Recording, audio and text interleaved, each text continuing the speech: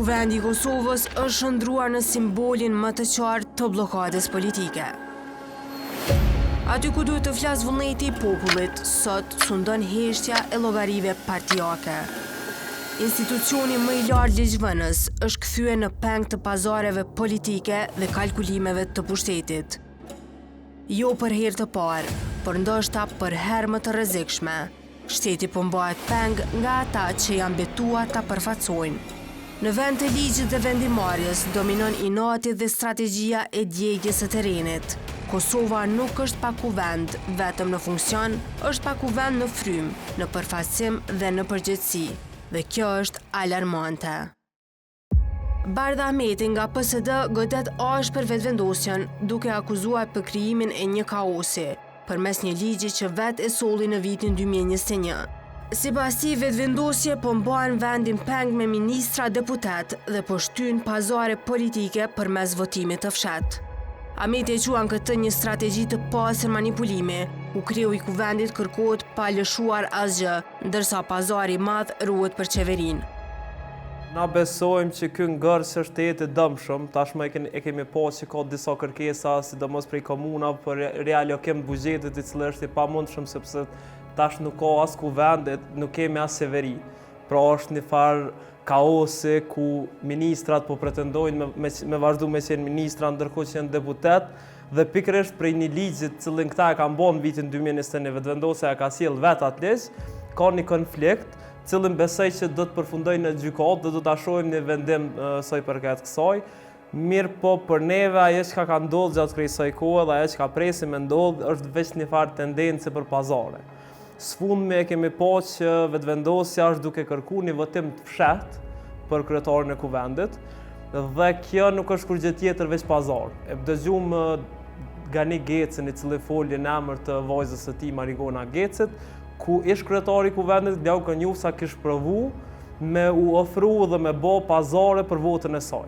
Na e kemi pa Marigona Gecën, mirë po nuk i kemi pa edhe shumë deputet tjerë cilët këta potencialisht i kanë kontaktu dhe na besojmë që kjo është çështje tetë e dëmshme, sepse vetëvendosja po provon që këtë fazën e kryetarit kuvendit me kalu pa dhënë kur gjë, do të thonë pa bën një pazar konkret për këto, mirë po pazarin po do me lënë veç për qeveri. Në anën tjetër e kemi nismën e cila është vetë ofruar me hi në qeveri me vetëvendosje, mirë po nuk po pranon me përfundu këtë procesin e kryetarit kuvendit, sepse sigurisht po kërkon me pas hise edhe atë, dhe në mënyrë që edhe nëse nuk e merr kryetarin e kuvendit, me pas hise më të madhe në qeveri. Pra nuk ka kur gjë parimore në këtë drejtim, kemi veç pazare dhe besoj që krejt që do të shohim deri në fund të këtij procesi, deri në konstituimin e kuvendit të qeverisë, janë veç pazare. Kryetari i Asociacionit të Komunave të Kosovës, Sazan Ibrahimi, për ekspoze prodhimi Gazeta Blic, ka ngritur shqetësimin për sfidat me të cilat po përballen komunat, si pasojë e vonesave në miratimin e ligjeve dhe mungesës së konstituimit të kuvendit. Ai përmendi Prishtinën, Gjirjanin e Zubin Potokun, për të cilat tha se mund të hyjë në blokad nga kjo situatë. Po te komunat ndikon negativisht. Do të thonë mos funksionalizimi i institucioneve qendrore normal që ka drejt për drejt impakt edhe në pushtetin lokal. Kemi të bëjmë me fonde, kemi të bëjmë me disa ligje të cilat duhet miratohen në mënyrë që demokracia lokale të zhvillohet edhe më tutje.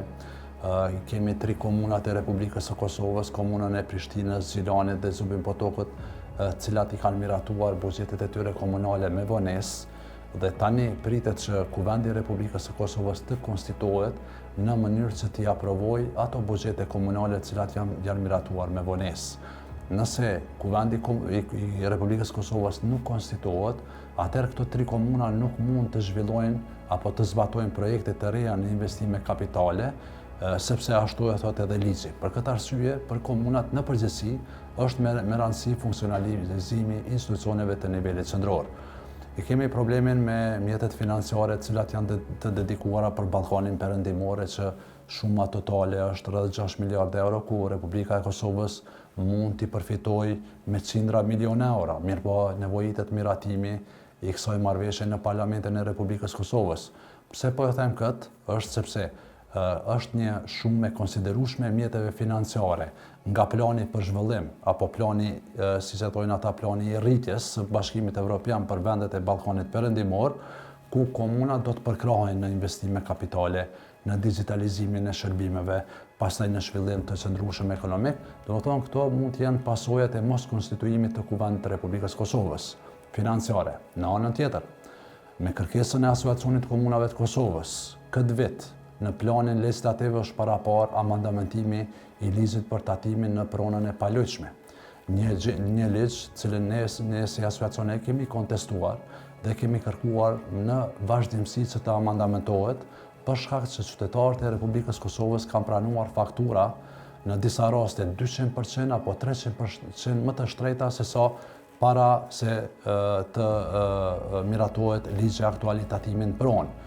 Pastaj është një nen në këtë ligj, ku është shkalla progresive tatimin pronë, që nëse zbatohet, që do të zbatohet vitin e ardhshëm, sepse këtë vit Ministri Murati në fundin e vitit kaluar e pezulloi këtë, edhe pse është e parapar me ligj, fakturat e tatimin pronë për pronat komerciale do të ngriten me 200% apo 300%. Dhe gjitha këto vrejtje kanë hasë në vesh të nivelit qendror dhe e kanë rekomanduar që të amendamentohet ky ligj, i cili nuk i ka as 2 vite që është miratuar nga qeveria, po në mënyrë arbitrare nga Ministria e Financave pa konsulta me komunat e Republikës Kosovës. Gjithashtu, në planin në strategjinë legislative është parapar edhe amendamentimi i ligjit për financa lokale, ku në këtë ligj është i parapar edhe themelimi i grantit 4 për investime kapitale nëpër komunat e Republikës Kosovës, dhe nëse miratohet ky grant, atëherë komunat do të trajtohen në mënyrë të barabartë sa i përket ndarjeve buxhetore nga Ministritë e Linjës, sepse shumica absolute e kryetarëve të komunave një zëri theksojnë që niveli qendror, Ministritë e Linjës nuk i trajtojnë komunat në mënyrë të barabartë në ndarjet buxhetore të tyre. Drejtori i Institutit Oktapos Arben Fetoshi ka reaguar ashpër ndaj krizës aktuale politike dhe bllokimit të institucioneve, duke theksuar se situata është serioze dhe rrezikon sigurinë kombëtare të Kosovës.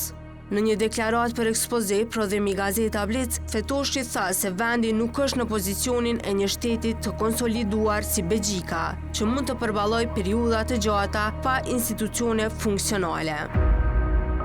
Fillimisht duhet të shpreh keqardhje për këtë situatë, për shkak se Kosova nuk është Belgjik, për shkak se mungesa e institucioneve legjitime të vendit tonë përbën një pikë të dobët në parandalimin dhe përgjigjen adekuate që duhet t'i jepet çfarëdo kërcënimi për sigurinë nacionale. Dhe e dyta, mendoj që kemi të bëjmë me një lojë politike të gjitha partive që tashmë nëpërmjet këtij serialit që po e shohim në parlament të bëjnë fushat për zgjedhjet e ardhshme.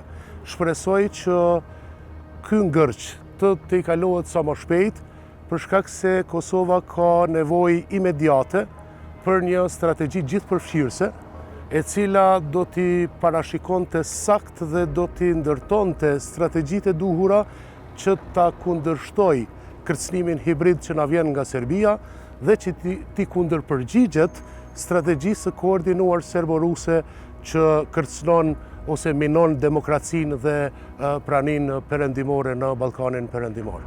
Në anën tjetër, Bardha Meti i PSD-s për ekspoze paralajmëroi se ministrat e Albin Kurtit do të përballen edhe me përgjegjësi ligjore. Na i kemi dëgju vazhdimisht mandatin e kaluar duke u anku qysh po bllokohen marrëveshjet ndërkombëtare, të cilat janë shumë fetimprurse për Kosovën, që kanë thonë që po bllokohen prej opozitës.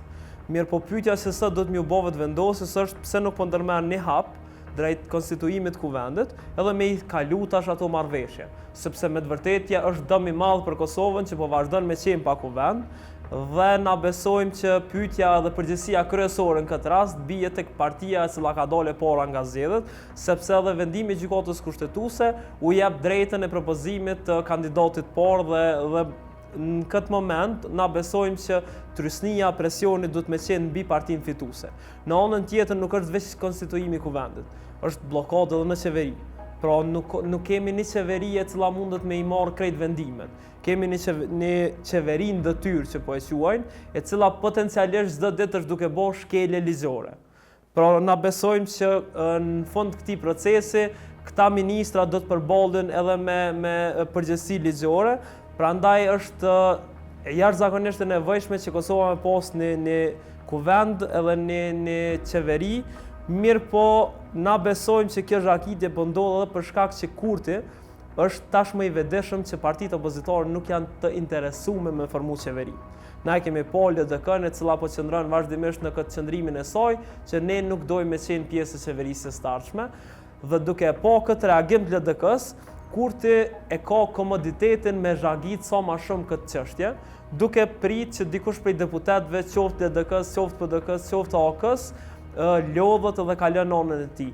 Na e dim që shumë deputet cilët janë zgjedhur sidomos për herë të parë, nuk e kanë shumë luksin me i provu edhe një parë zgjedhje, edhe sot që shkon duke u zhagit kjo çështje, Kurti llogarit që ata shkojnë duke u lodhur dhe duke potencialisht duke rënë në presionin e lojës së tij. Mirë po çka kemi kërkuar na dhe çka kemi bërë thirrje ndaj partive që kanë qenë në opozitje, është që ta kalojnë këtë ngërçin e kryetarit të kuvendit, edhe nëse është e nevojshme që kryetari i kuvendit me qenë prej rrollëve të vetëvendosjes, mirë po paraprakisht me pas një marrëveshje politike në të cilën këta zotohen që do të vinë në qeveri dhe do ta formojnë një qeveri pa Kurtin. Pra na besojmë që qasja e partive që dje ka qenë në opozit, ja ka dhënë një komoditet jashtëzakonisht madh Kurtit dhe ky si lider arrogant që është, nuk priton me zhagit këtë çështje derisa dikush prej tyre të dorëzohet. Për Veselë Makollin e AKR-s, situata aktuale e rrezikon edhe shtetësinë e Kosovës. Makolli për ekspozit tha se jemi në fazën ku edhe ambasada amerikane na ka lënë anash, e kjo sipas tij lë shumë për të dëshiruar. Unë asë që kom ndërru që po më flas si e kom mendu Kosovën në fillim kur është bërë shtet, nuk më ndërruat që mundet marrë kjo situatë që na që i kemi dhënë gjithë shka për Kosovë, dikush ka dhënë edhe jetën, ne dihet, edhe që kemi dëshiruar me dekada, me shekuj, me brus në situatë Republikën tonë, me bloku një farë me Republikën tonë, besa dhe me rreziku shtetësinë. Për mua është kjo është e frikshme.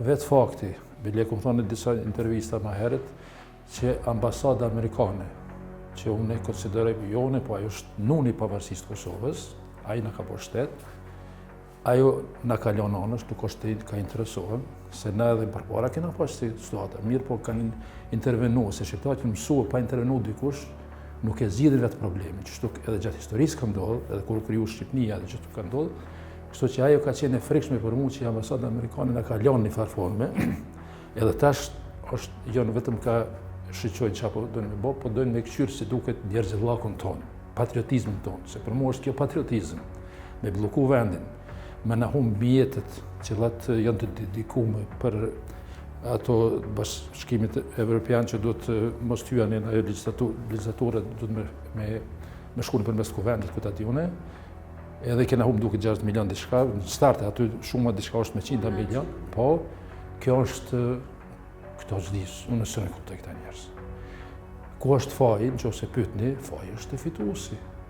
Te ai që ka numrin më të madh të ulseve, edhe te ai i cili e ka kriju që situatën në farë forme. Ai vetë nuk është konsistent në veprimet e tina.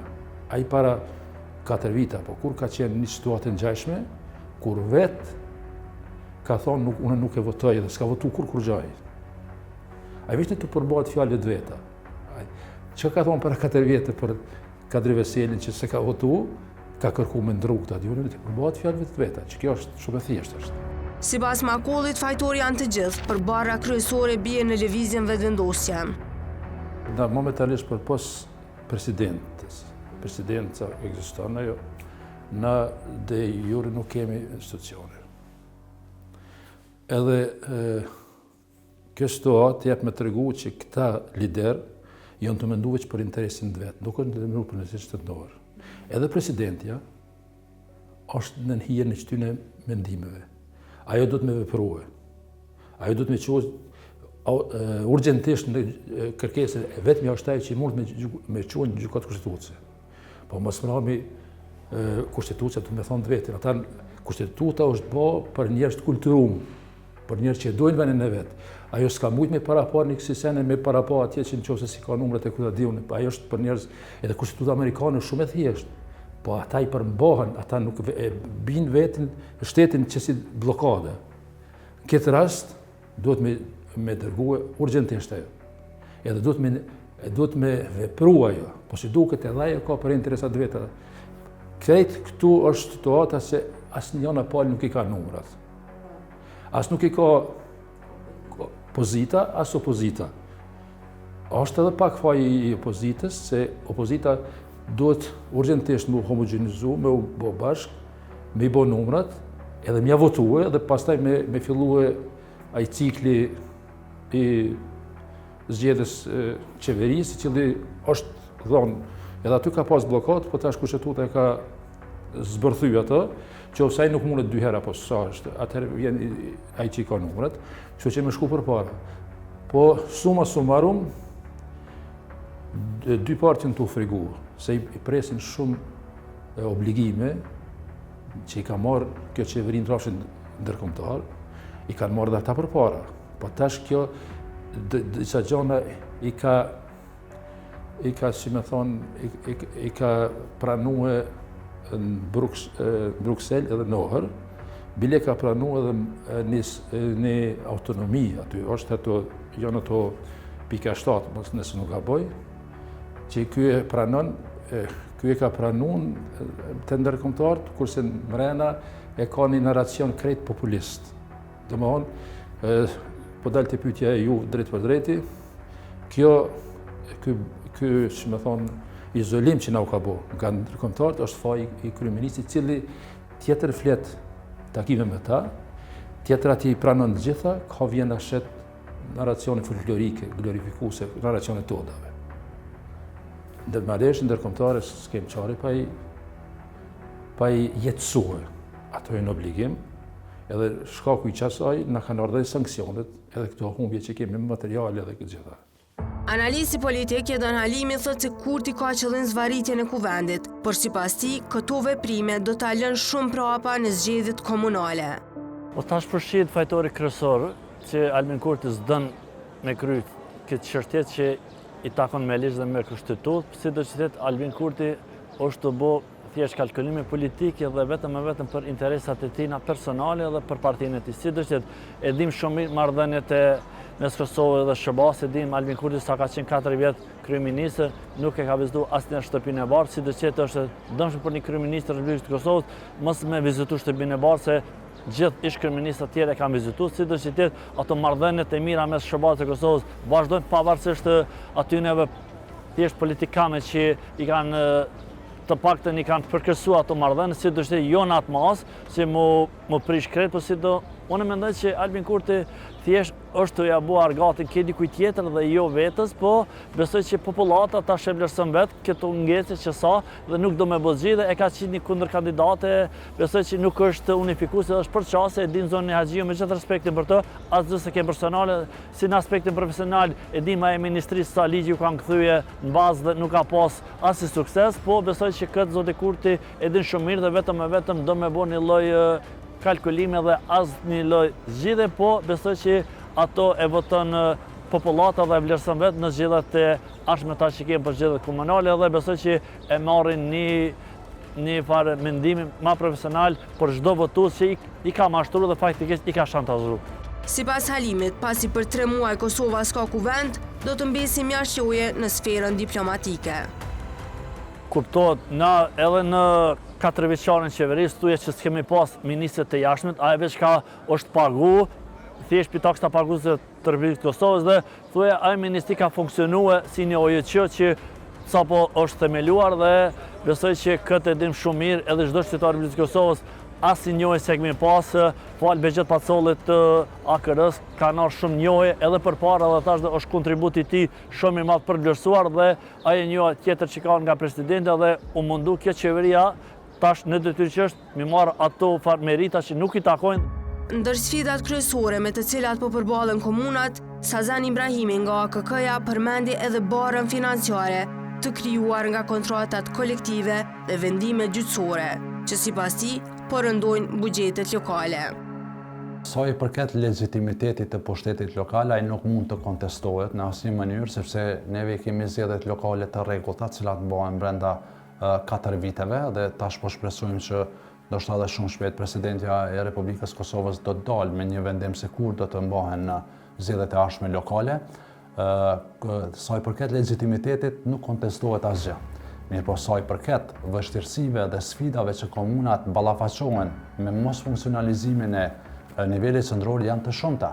Unë i përmenda disa, por është problemi edhe i kontratave kolektive, ku neve kërkojmë zgjidhje. Vetëm gjatë 4 muajve të parë këtij viti, komunave ju kanë marrë për shkak të vendimeve gjyqësore mbi 43 milion euro. Do të thoni bie që për çdo muaj komunave ju kanë marrë mbi 10 milion euro, ku shumica e tyre është për investime kapitale. Dhe kjo është pasojë e zbatimit kontratës kolektive, që në mënyrë të njëanshme është nënshkruar nga niveli qendror, po mjetet financiare janë duke ju marrë komunave. Pra, mos funksionalizimi i institucioneve të nivelit qendror ka pasoja në nivelin lokal, po jo sa i përket legitimitetit apo ligjshmërisë së funksionimit të pushtetit lokal në Republikën e Kosovës. Kjo situatë po lë pasoja të drejtë për drejta në jetën e qytetarëve dhe në funksionimin e shtetit. Demokratia po zëvendësohet me heshtje, përfaqësimi me kalkulim dhe ligjvënia me lojra politike. Kosova nuk është vetëm pa kuvend në kuptimin formal, ajo është pa udhëheqje, pa përgjegjësi dhe pa rrugdalje të qartë. Në një moment kur vendi ka nevojë për stabilitet dhe vizion, ai është që në dorën e krizës më të rrezikshme, mungesës së vullnetit për të qeverisur.